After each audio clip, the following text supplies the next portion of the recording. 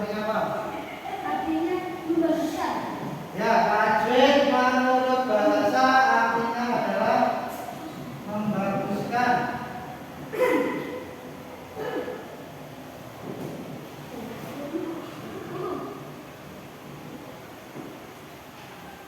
Kalau menurut istilah apa? Yang tahu? Tadi sudah. Menurut istilah apa? Panjang, istilahnya panjang. Ilmu yang Apa? mempelajari tata cara membaca Al-Quran dengan benar. Ya, nah, istilah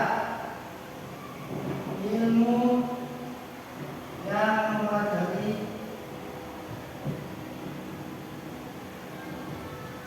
tata cara membaca Al-Quran yang benar. Jadi membaca Al-Quran ada caranya yang benar, yang baik. Tidak cuma sekedar membaca.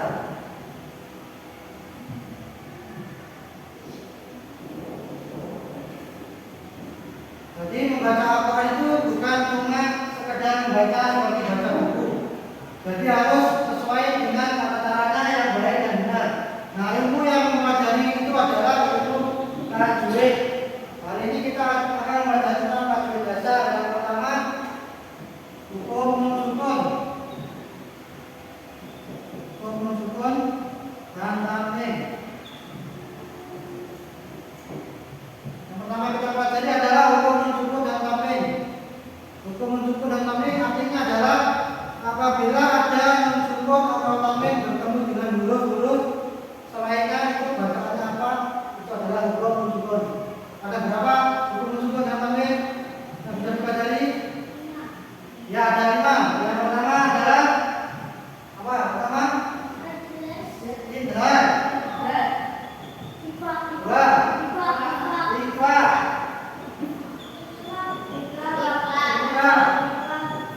Tiga, idgham. Terakhir apa? Empat. Jadi cuma ada 4, bukan 5. Jadi yang pertama indhar. Artinya adalah jelas. Jadi apabila sukun bertemu dengan huruf yang ada berapa 15 itu dibaca harus jelas, tidak boleh bingung. Contohnya, mari kita coba lihat Al-Quran. Indhar adalah menunjukkan bertemu dengan huruf 15 huruf itu. Contohnya yang pertama adalah ini. Coba kalian buka surat apa dulu?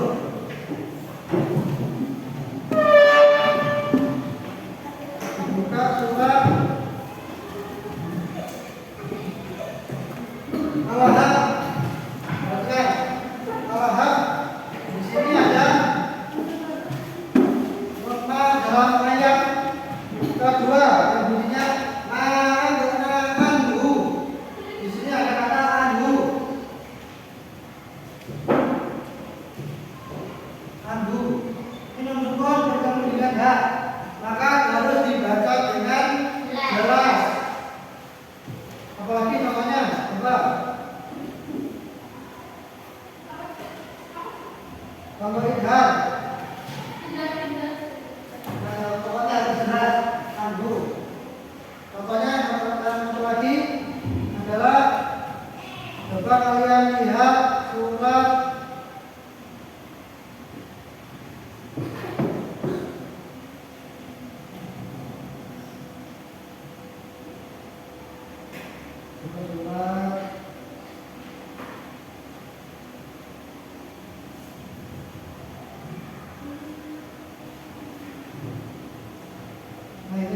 dalam surat At-Takasur ayat ke-8 kemarin.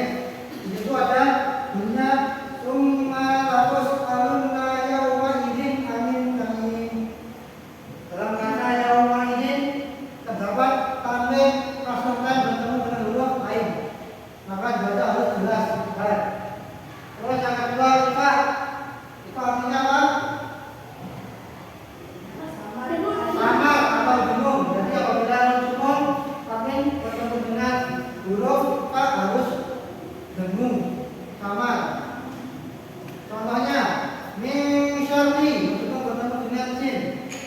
kalian yang penting.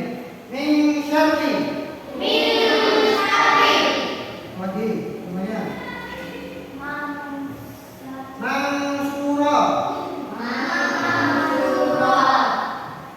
Nah, itu namanya ikhlas. Terus yang ketiga ikhlas. Ikhlas artinya apa? Ikhlas artinya apa? Ikhlas apa? Nah, membaca nun sukun menjadi mim. Jadi apabila nun sukun bertemu dengan mim, maka harus dimasukkan ke mim. Contohnya mim atau ba. Hurufnya ada dua, mim atau ba. Contohnya mim ba'di. Itu ada mim bertemu dengan ba, maka dibaca ikhlas masuk. Mim ba'di. Baik tadi mim ba'di. Nah, itu ada nun sukun bertemu dengan ba, maka nun sukunnya berubah menjadi mim. Mim ba'di. Yang terakhir idgham. Idgham artinya apa?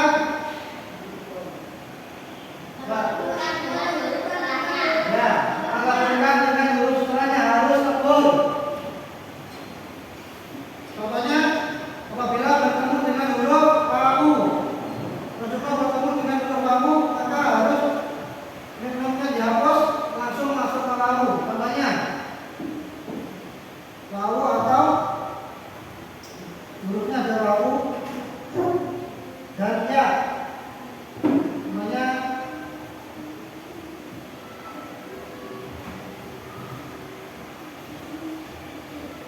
min wujudikum. Bacanya min wujudikum. Ini ada sukun bertemu dengan wawu, maka hukumnya adalah idgham atau masuk atau apa idgham? Hukumnya masuk. Coba sekarang kita baca surat An-Nas gambaran pusat ya. Qul a'udzu birabbin nas.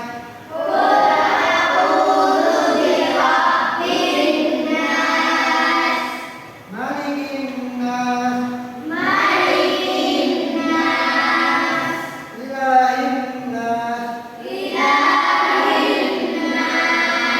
Min syarril waswasil khannas.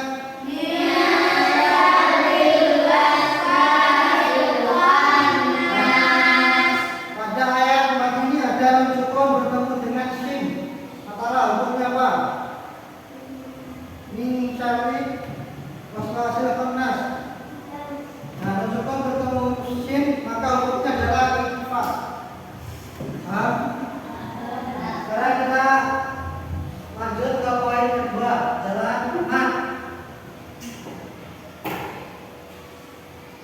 Dua mat.